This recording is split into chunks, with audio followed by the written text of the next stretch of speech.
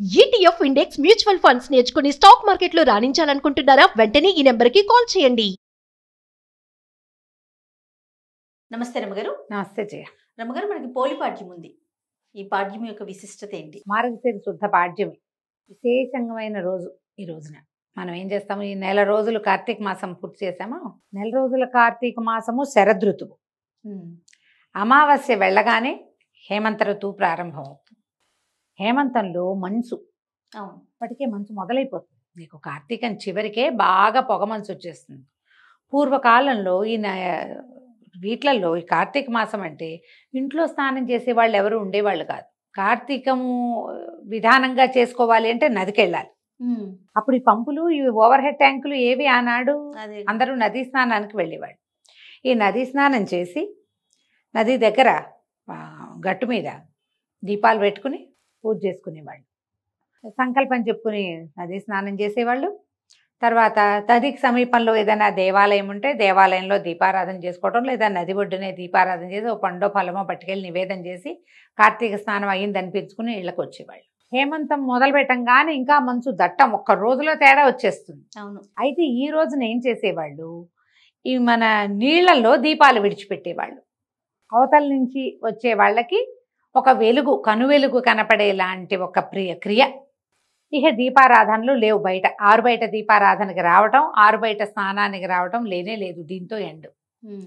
అమావాస్య నాడు పూజలు ముగించుకుని పాడ్యమి నాడు ఈ దారి దీపాలు, నీటి దీపాలని వదిలిపెట్టి నమస్కారం చేసుకునేవాళ్ళు. అరటి దొప్పల్లో కొద్దిగా చిన్న గుండు ఇవి చేసి ఒత్తులు, ఆవునేతితో తడిపిన ఒత్తుల్ని పెట్టి వెలిగించి నీటిలో దండం పెట్టి పసుపు కుంకుమ పువ్వులు అలంకారం చేసి కార్తీక దామోదర ప్రీత్యర్థము చిట్ట చివరి దీపాలు ఇవని నీటిలో వదిలిపెట్టేవాళ్ళు.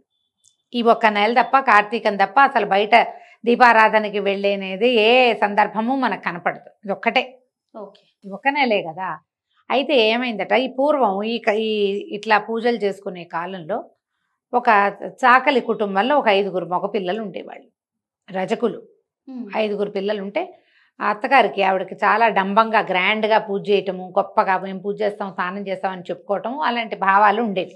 అయితే వాళ్ళకి 5వ అబ్బాయి కూడా పెళ్లి చేశారు, ఆఖరి అబ్బాయికి కూడా పెళ్ళి అయింది. 4 కోడళ్ళు అత్తగారితో కొంచెం తానా తందానా అనేవాళ్ళు. ఆఖరి కోడలుగా వచ్చినటువంటి పోలాలు, అమ్మాయి పేరు పోలి, పోలమ్మ పోలాలు అనేవాళ్ళు.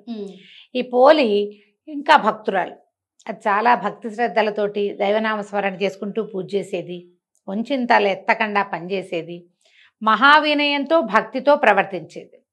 ఈ అత్తగారి డంబాచారానికి, దీని వినయానికి, చిన్నపిల్ల వినయానికి కాంబినేషన్ బాగా కుదిరేది కాదు. ఆవిడ నేను అది చేస్తా ఇది చేస్తా అంటే పిల్ల అది చేసేసేది.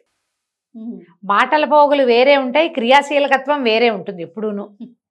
అయితే ఈవిడికి కోడలి పూజ, దాని శ్రద్ధ ఒళ్ళు మండేది. ఏమిటి దీని గొప్ప అనిపించేది. అందుకని కోడలికి ఆ గొప్ప ఎక్కించనివ్వకూడదని ఆ అమ్మాయికి పూజ చేసుకునే అవకాశం ఆవిడ ఇచ్చేది కాదు. ఇంతలో కార్తీక మాసం వచ్చింది. కార్తీక మాసం వస్తే అత్తగారు పెద్ద కోడళ్ళని 4గురిని తనతో పాటు కార్తీక స్నానాన్ని తీసుకెళ్ళేది. అత్తగారు మహాభక్తురాళ్ళని నమ్మేవాళ్ళు పెద్ద కోడళ్ళు. వాళ్ళకి చిన్న కోడలు తాలూకు ఆ సింపుల్ భక్తి ఎక్కేది కాదు. కానీ అత్తగారికి తెలుసు ఈ పిల్ల సింప్లిసిటీలోనే నిజమైన భక్తి ఉన్నది, తను కొంచెం ఓవరాక్షన్ చేస్తాను తెలుసు, కానీ ఆ పిల్ల గొప్ప ఆవిడ ఒప్పుకునేది కాదు. ఇలాంటి వాళ్ళు ఉంటారు కదా.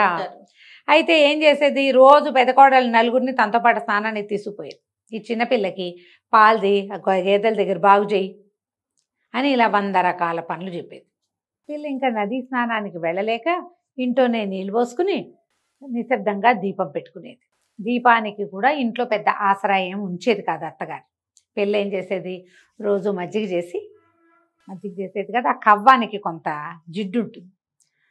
పెరట్లో ఉన్న పత్తి చెట్టు నుంచి కొద్దిగా పత్తి తీసుకుని అవి ఆ చల్లకవ్వంలో దాన్ని టైట రాపాడిస్తే కొంచెం జిడ్డు అంటుతుందా, దాన్ని వెలిగించి దీపం కనపడకుండా దాని మీద బుట్ట బోర్లించి దీపాన్ని సానుకూలంగా పెట్టుకునేది.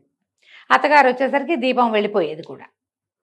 దీపం పెట్టిందని పెద్దగా ఎవరికీ తెలియదు.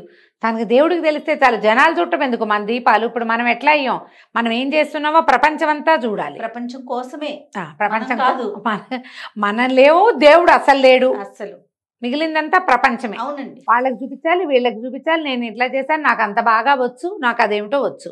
అసలు విషయాన్ని వదిలేస్తున్నాం. ఏంటేంటో కొత్త వింతలు, కొత్త పోకడలు, పూజా విధానంలో కూడా ఎన్ని తీసుకొచ్చేసారు ఎన్నో అమ్మగారు. ఎన్నో ఎన్నో పద్ధతులు. అవునండి. అంతే, ప్రపంచం కోసమే చేస్తాం. ఈ అమ్మాయికి ప్రపంచ పూజ లేదు, దైవ పూజ మాత్రమే ఉంది. నెల గడిచింది. నెల గడిచేసరికి చివరికి అమావాస్య నాడు వచ్చింది. అమావాస్య తెల్లవారితే పోల్పాడ్యమి. అందరూ స్నానాలకు వెళ్ళిపోయారు. నది ఒడ్డున దీపాలు వదిలిపెట్టారు. నదిలో దీపం మరి దీపాలు వదిలిపెట్టాలని క్రియ ఉందిగా. వాళ్ళంతా దీపాలు వదిలిపెట్టుకుని పెటక బెల్లాలు పంచిపెట్టుకుని అందరికీ ముత్తైదులకి బొట్లు కాటికలు పెట్టి బోల్డ్ చేసుకున్నారు. ఈ పిల్ల అయ్యో ఈ ఆఖరి రోజునైనా నీటిలో దీపం వదిలిపెట్టలేకపోతేనే ఇట్లా చేసుకున్నాను అని ఏం చేసింది, మళ్ళీ కాస్త ఒత్తి తీసి చిలికిన వెన్నని ఆ ఒత్తికి పట్టించి దీపం వెలిగించి ఏం చేసింది, దండం పెట్టుకుని నీటిలో వదలాలి. వాకిట్లో చాకటి బాణ ఉంది, వాళ్ళకి చాకింటి బాణ అంటారు. పెద్ద బాణలు ఉంటాయి రజకుల దగ్గర, ఇది వరకు ఉండేవి. ఇప్పుడు ఏం చేస్తున్నారో అని కమ్ము బిడవటం అని ఒక పద్ధతి ఉంటుంది. కమ్ము బిడవటం అంటే ఈ బాణని పొయ్యి మీద ఎక్కించి కింద మంట పెట్టి చవుడు సున్నము అవి వేసి బట్టలు, తెల్లటి బట్టలు అందులో పడేస్తే నీరు కావి రంగతపై తెల్లగా బట్టలు ఉడికి వాటి మధ్యలో ఇంచి ఉన్న మురికంతా పోయేదన్నమాట. కమ్ము పిడిచేవాళ్ళు. అదొక పద్ధతి ఉండేది. నా చిన్నప్పుడు నేను కూడా చూసేదాన్ని, నాకు బాగా తెలిసేది. బట్టలు కాగులో వేసేసేవాళ్ళు అనమాట. ఈ పెద్ద బాణ ఎక్కువ బట్టలు జాడించడానికి కూడా ఆ బాణ వీలుగా ఉండేది. బాణలో నీళ్లు ఉన్నాయి. ఈ అమ్మడి ఏం చేసింది, దీపం వెలిగించిందిగా, వెలిగించిన దీపాన్ని బాణలో వదిలిపెట్టింది. బాణలో అది ఇట్లా కదులుతో దండం పెట్టుకుంది. ఇదే నదనుకో నాయన, ఇదే నదనుకో, నేను ఇంతే చేయగలుగుతాను, కానీ పద్ధతి విధానం మాత్రం మానకుండా దండం పెట్టుకుంది. ఎప్పుడైతే ఈ పోలి నీటిలో వదిలిపెట్టి కార్తీక దామోదర ప్రీత్యర్థం ఈ దీపాన్ని వదిలిపెడుతున్నానని పెట్టుకుందో వెంటనే వైకుంఠంలో ఉన్న విష్ణు పార్షదులకి ఆజ్ఞ వచ్చింది. భూలోకంలో ఫలానా ఒక పల్లెటూరులో రజకుల ఆ ఇంటి కోడలు ఆఖరి పిల్ల పోలి ఆ అమ్మాయిని తీసుకురండి అని. విమానం వచ్చింది. విమానం దిగుతోంది. పైనుంచి దిగుతుంటే ఈ చెరువు గట్టునున్న వాళ్ళంతా చూశారు. చూసి ఆ కోడళ్ళు అన్నారు, ఆహాహా మా అత్తగారు అద్భుతమైన భక్తురాలు, నెల రోజుల నుంచి తను దీపాలు పెట్టింది, తను స్నానం చేసింది, తను మంచి పని చేసింది, మాతో కూడా చేయించింది, మా అత్తగారి కోసమే విమానం వస్తుంది అనుకున్నారు. విమానం చెరువు గట్టున ఆగల, నది ఒడ్డున ఆగకుండా ఊళ్ళోకి వెళ్ళింది. ఊళ్ళోకి వెళ్ళి ఆ అమ్మాయిని, ఈ పోలమ్మని చేతులు పట్టి లోపలికి తీసుకున్నారు. విష్ణుమాల వీళ్ళు ఎలా ఉంటారంటే విష్ణు పార్షదులు సాక్షాత్ విష్ణు స్వరూపులుగా ఉంటారు. శంఖచక్రాలు ధరించి పద్మమాల అలంకృతులుగా ఉంటారు. మెడలో తామర పూల మాలలు ఉంటాయి. పెద్ద పెద్ద విశాలమైన నేత్రాలు, తిరునామాలు, సాక్షాత్ విష్ణు స్వరూపులుగా ఉంటారు. మీరు గమనించండి, విష్ణువాలయాల్లో గుమ్మానికి అటు ఇటు జయ విజయులు నుంచుంటారా, వాళ్ళు ఎట్లా ఉంటారు, శంఖచక్రాలు ధరించి గదా చక్ర గదా పద్మహస్తులుగా ఉంటారు. మెడలో పద్మమాల అలంకృతగా ఉంటారు. మెడలో పువ్వుల దండలు ఉంటాయి. ఆ దండ ఏదో పువ్వులు కాదు, పద్మాలే. అవునండి. ఇక్కడి నుంచి ఇక్కడికి నేత్రాలుండి పెద్ద పెద్ద పట్టివర్ధనాలు ధరించి సాక్షాత్ విష్ణు స్వరూపులుగా ఉంటారు. వాళ్ళు ఎక్కించుకున్నారు అమ్మాయిని. ఎక్కించుకునేసరికల్లా విమానం చెరువు గట్టు మీద నుంచి వెళ్ళంగానే అమ్మో పోలికి విమానం ఎక్కేసింది, దాన్ని తీసుకుపోతున్నారు, నేను మాత్రం ఎందుకు వెళ్ళకూడదని అత్తగారు ఏం చేసింది, ఆ విమానంలో కొస కూర్చుని కాళ్ళు వేళ్లాడేసుకున్న పోలమ్మ 2 కాళ్ళు పట్టుకుంది అత్తగారు. అమ్మో మా అత్తగారు విమానం ఎక్కి ఎగిరిపోతుందని పెద్ద కోడలు, చిన్న కోడలు, నడిపి కోడలు, 4వ కోడలు అందరూ కలిసి ఈ ఒకళ్ళ కాళ్ళు ఒకళ్ళు పట్టుకున్నారు. పొడుగ్గా సాగుతూ వెళ్తుంటే ఈ లోపల ఉన్న వాళ్ళు వీళ్ళు ఉన్నారుగా విష్ణు పార్షదులు, మీ అందరికీ అవకాశం లేదు, ఇది పోలమ్మకే ఉందని ఏం చేశారు, అత్తగారి చేతులు కత్తితోటి విదిలించేశారు. విదిలించగానే అత్తగారు పడింది, ఆవిడతో పాటు 4 కోడళ్ళు ఢామని కింద పడ్డారు. పోలమ్మని స్వర్గారోహణ చేయించేశారు. ఆ అమ్మాయి మాత్రం విష్ణులోకాలకి వెళ్ళిపోయింది. సశరీరంగా పోలాలకి ఇది లభించింది. ఈ పోలి స్వర్గారోహణ అని చెప్పుకుంటాం, కానీ వైకుంఠానికి వెళ్ళింది అమ్మాయి. ఈ కథ చెప్పుకుని దీంతోటే మనం కార్తీక మాసం నెల రోజులు చేసింది పూర్తవుతుంది.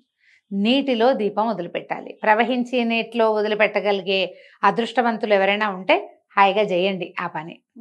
మనలాగా సిటీలో ఉన్న వాళ్ళు అలాంటివి చేయలేం కదా. అందుకని ఒక టబ్బులో నీళ్ళు వదిలిపెట్టి ఆ నీటిని కదిపి ఆ దీపం నడిచేలాగా చేసినా కూడా మంచిదే. అవకాశం ఉంటే అట్లా చేసుకోవాలి. మొన్న కృష్ణానదిలో స్నానం చేసి నేను అక్కడ మాత్రం దీపం విడిచిపెట్టి వచ్చాను. అవకాశం కుదిరింది, వెళ్ళాను. ఈ సంవత్సరం 2 రోజులు వరుసగా కృష్ణ స్నానం చేశాం మేము. అప్పుడు దీపం వదిలిపెట్టాను. సరే కార్తీకంలో ఎప్పుడైనా మంచిదే, చివరి ఈ పాడ్యమి నాడు చేస్తే ఇంకా మరీ ఎక్కువ విశేషం. మీ అవకాశాన్ని బట్టి చేసుకోండి. పోలిపాడ్యంతో మనకి కార్తీక మాసం వ్రతం పూర్తయినట్టు అనమాట. ఈ రోజున ఏం చేస్తాము మనము, ముత్తైదులు ఎవరికైనా తాంబూలాలు ఇచ్చుకోవచ్చు. తెల్లవారుజామునే దీపాలు విడిచేస్తాం, రాత్రి కాదు. అవును, తెల్లవారే పాడ్యమి తెల్లవారుతోనే దీపం విడిచిపెట్టేసేయాలి, స్నానం చేయటం. దీంతో కార్తీక స్నానాలు కూడా ఎండనమాట. పొద్దున్నే తలార స్నానం చేయటం, పూజ చేసుకోవటం, శివ పూజ రోజువారీ ఏం చేసుకుంటున్నామో గౌరీ పూజ శివ పూజ మనం ఏం చేసుకుంటున్నామో పూజ చేసి దీపాన్ని నీటిలో విడిచిపెట్టి ఆ దీపాన్ని కొంచెం బెల్లం నివేదన చేసి కాస్త ఒక అగరత్తి వెలిగించి పసుపు కుంకుమ 2 పువ్వులు పెట్టి దండం పెట్టుకుని పోలమ్మ వెళ్ళిరా అమ్మ క్షేమంగా అని చెప్పి ఆ దీపాన్ని నీటిలో వదిలిపెట్టేసేయాలి. ఇలాగా మనం పోలిపాడ్యమి పూజని పూర్తి చేసుకుంటాం. నమస్తే. నమస్తే.